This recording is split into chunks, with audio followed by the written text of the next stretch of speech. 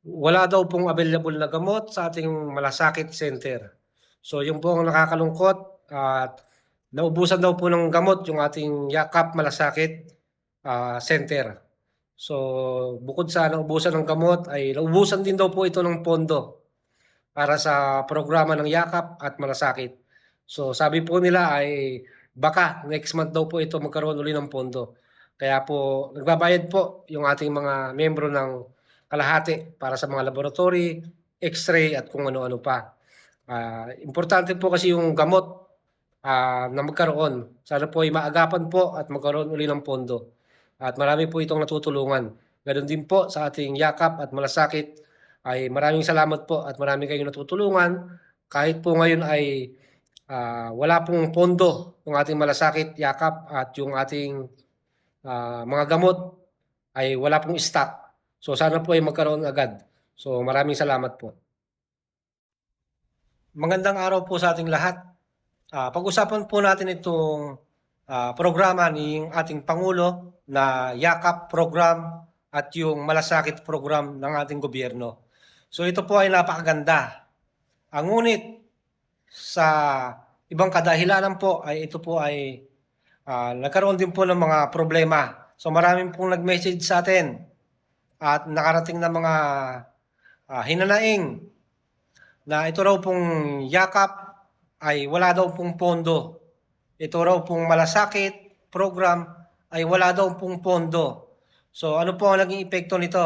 So yung mga nagpapa-check up po para sa Yakap program, Malasakit program ng ating gobyerno na nakalagay doon ay libre ang laboratory, libre ang gamot at mga iba't ibang laboratory. Ngunit sa kasamaang palad po ay meron po tayong ilang mga kababayan na nagreklamo, na nag-message sa atin na ito raw pong Malasakit Yakap program ay wala raw pong pondo. Kaya nagbabayad po ang mga miyembro nito ng kalahati sa Malasakit. So ayon po yan sa ating mga followers na nag-message sa atin na naranasan nila sa ilang mga Yakap provider nila sa hospital o sa mga ibang mga accredited na Yakap provider. So ito po, shout out po sa ating Yakap provider dyan, Malasakit sa Talavera, Nueva Ecija, especially PJJ po. So marami pong nakarating sa ating mga message sa ating mga kababayan sa Talavera na wala raw pong pondo ang ating Yakap program o yung ating Malasakit program. Kaya po ang mga kababayan po nating miyembro ng Malasakit, ng Yakap na nagpapagamot para sa mga laboratory test, x-ray at kung ano-ano pa ay nagbabayad daw po ng kalahati sa gastos. So sana po ay makasunod po ng ating gobyerno na maging purely free o walang bayad ang pagpapacheck up ng ating mga kababayang Pilipino na mga miyembro ng Yakap program at ng Malasakit. So malaking bagay po kasi na malibre po yan sa ating mga kababayan, lalong-lalo na po yung mga kapuspalad, yung talagang walang pambayad na para makapagpa-check up, x-ray, laboratory, at kung ano-ano pa. So yun nga po ang nakarating sa ating balita na wala raw pong pondo yung ating gobyerno sa Yakap program sa Malasakit.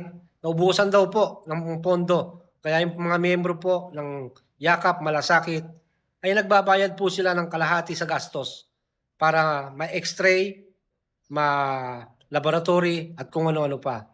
Sana po ay makusunan po ng ating gobyerno yan. Especially po sa ating mayor dyan, sa Talavera, Nueva Ecija, PJG Talavera. So shout out po. Maraming salamat po sa inyo at maraming po kayo natutulungan dyan. Especially po yung ating mga mahihirap na kapuspalad para sa mga ating Yakap provider o Malasakit. Marami po kayo natutulungan. Pero bakit po walang pondo? At nagbabayad pa rin po yung ating mga miyembro ng Yakap at Malasakit. So sa ngayon lang daw po yan, sabi nila, kasi naubusan. So sana po ay maibalik na po yung pondo at hindi na po singilin yung ating mga kababayan na nagbabayad ng kalahati sa gastos. So maraming salamat po.